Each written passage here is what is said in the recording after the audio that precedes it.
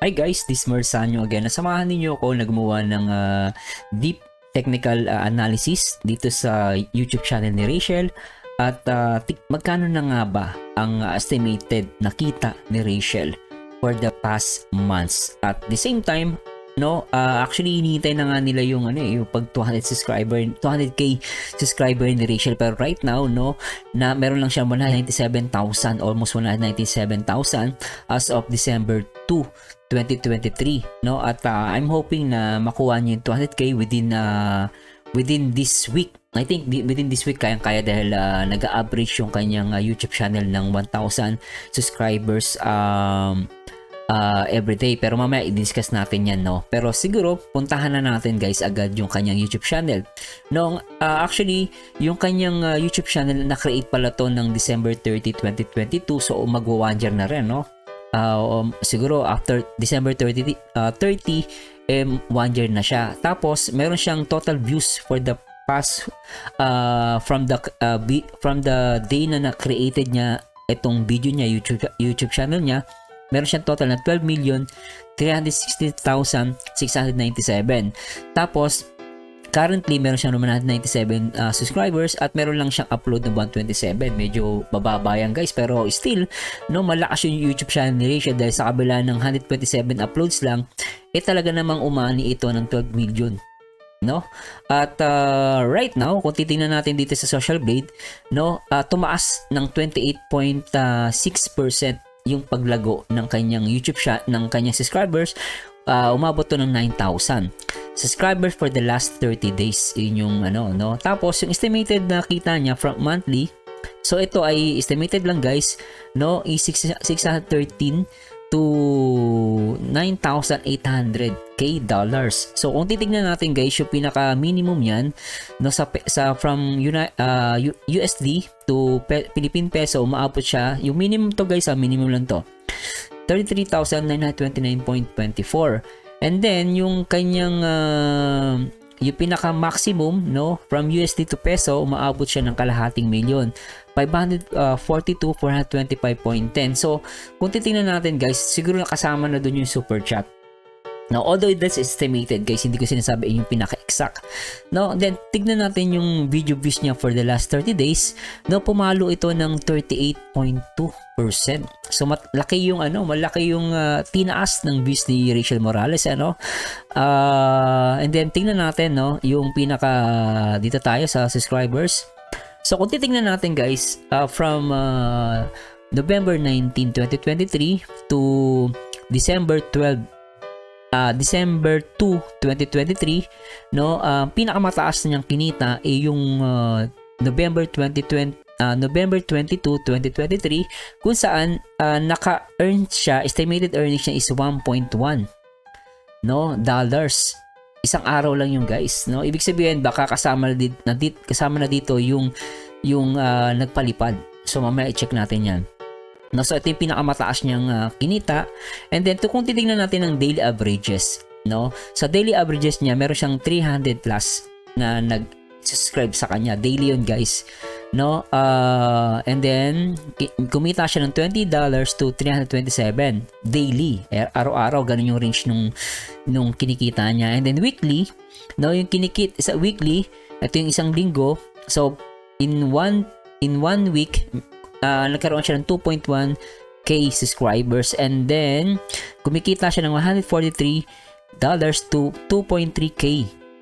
Weekly lang yun guys, weekly. So ito yung kinikita niya lingguhan, medyo malaki yun. Kung 2.3, titignan natin yun sa weekly, kumikita siya ng 127. So I think included na dito yung super chat, yun. Then yung last 30 days, malaki din yung niya, dinagdag. Ito nga 9,000 subscribers yung dumagdag for past 30 days.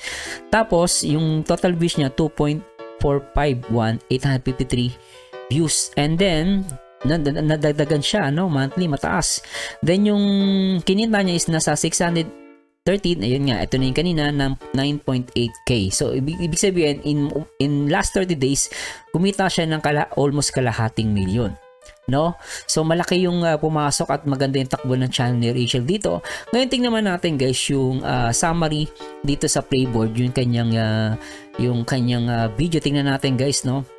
So kung titingnan natin yung like rate, yung like, no, very high daw kasi yung mga channel na similar daw na merong ganitong subscribers, no, yung average value lang nila is 4.87. Ibig sabihin mataas yung nakuha ni Rachel, naging 15.97. So mas mataas pa siya sa channel na katulad din niya na subscribers, no?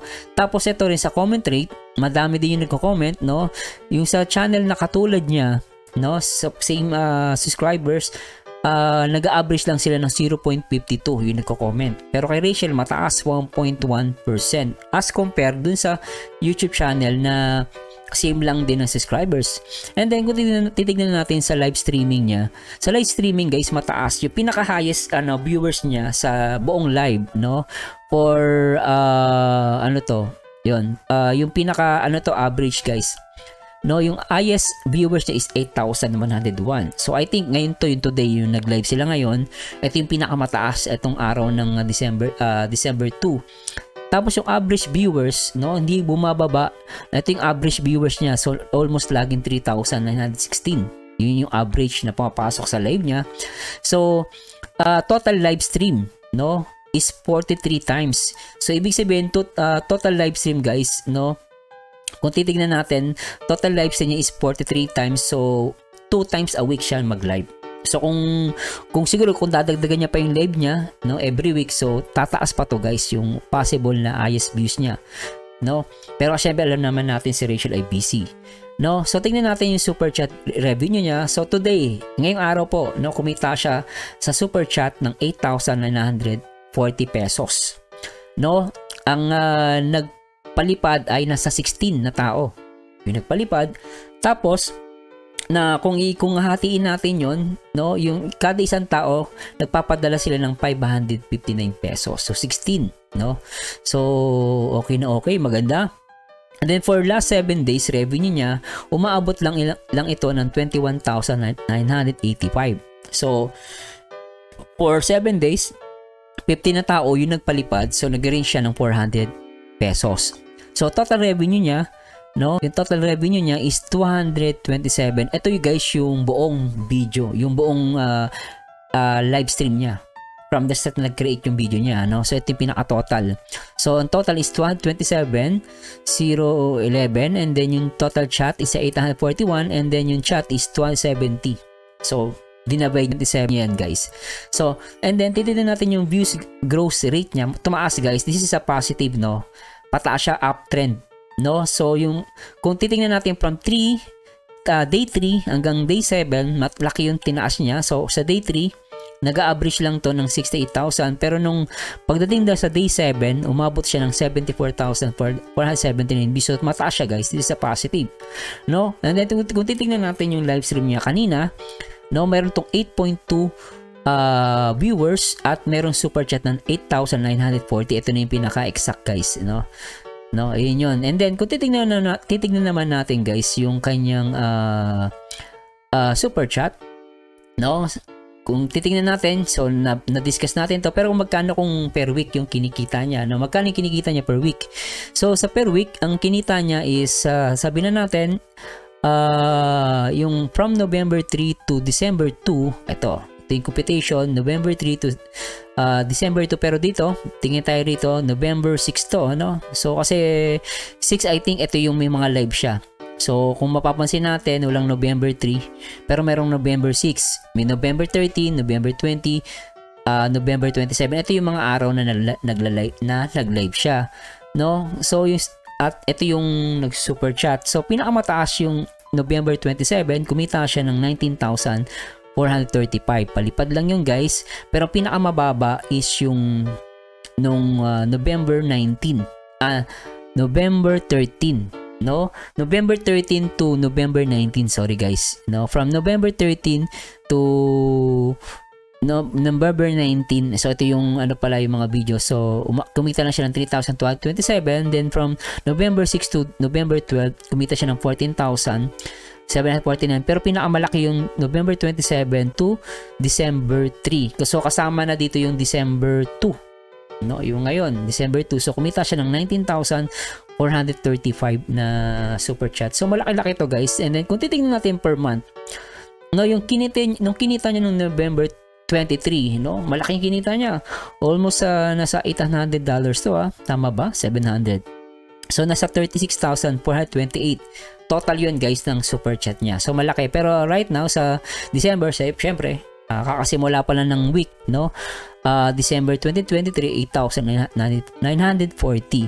So nung November, malaki yung kinita niya na umabot yung super chat niya na 36,428, no? So punta tayo sa live. Sa live niya naman guys, no, kung titingnan natin yung live, no, pinakamataas pa rin yung ngayon, no?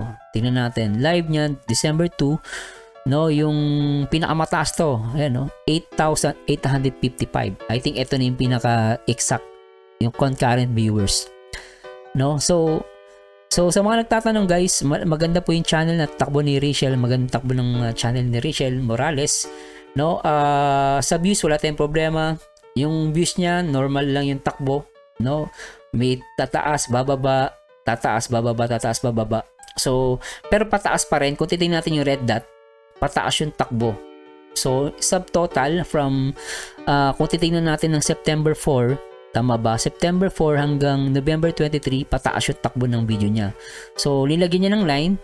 Ito yung red dot. Kung makikita nyo guys, pataas siya. No, pataas. So, tumaas yung views niya, no? And then sa subscribers naman, diretso lang yung takbo talaga. Pero tumaas pa rin to kasi hindi nabasa yung December pero nung December tumaas, pero nung November 28 is same pa rin yung takbo, no? So kung titingnan natin yung red dot, ito yung pinaka-total. Kung titingnan natin dito guys, no, yun, medyo talagang puro 1,000. Ito, zero kasi hindi pa yung may pasok ang data. Ito po, yan, dito. So, hindi siya everyday. So, November 21, may 1,000. Then, sa November 23, 0. Pero pagdating dito sa yun, tsaka siya nagwa 1,000 ulit nung November 29. No, so, sa mga nagtatanong guys, para sa akin, right now is, nag-aabang na lang tayo at natupaas pa tong subscriber ni Rachel. At ako, I think guys, for this week, baka makuha niya na yung kanyang 200k. Malapit na to, 3,000 siguro, mga ilang araw to makuha niya. So what do you think guys? Please let me know, no? Nakakatuwa lang dahil yung achievement ni Rachel for 1 year, no, mabilis, 200k agad. At yung takbo ng super chat, yung views niya mataas, so lahat uptrend,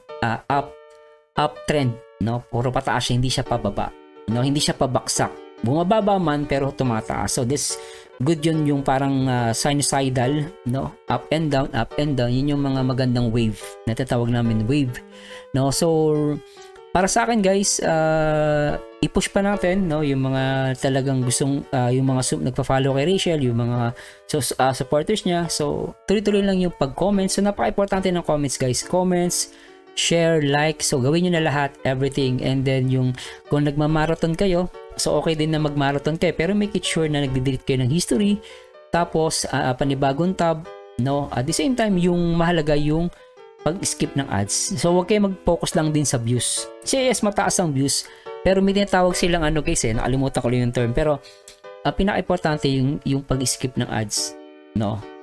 Kahit mataas ang views mo, pero kung yung ads ay hindi naman tinatapos, they always skip. So magkakaroon ng difference sa revenue. That's why si YouTube meron siyang tinatawag na estimated, no? Kasi bibilangin niya kung magkano yung pumasok sa ads mo, no? At the same time, syempre yung palipad, kung may nagpapalipad, so that's a different naman yun, no? May nagpalipad sa'yo, so iba pa rin yun. So iba yung competitions. Pero currently, sabi na natin kumikita siya ng kulang-kulang kalahating milyon, from 300 to 500,000 yun. 300k to 500k that's not bad guys. At malaking tulong to kay Rachel Morales. So please let me know guys, at pasasya na po kung may na ano po, kung may nakaligtaan ako, may nakalimutan ako, please let me know po. Pero yan po yung current na kinita ni Rachel. So ang average niya is umaabot siya ng 300k to kalahating milyon pesos. At maraming salamat sa Diyos at till next time guys. Bye.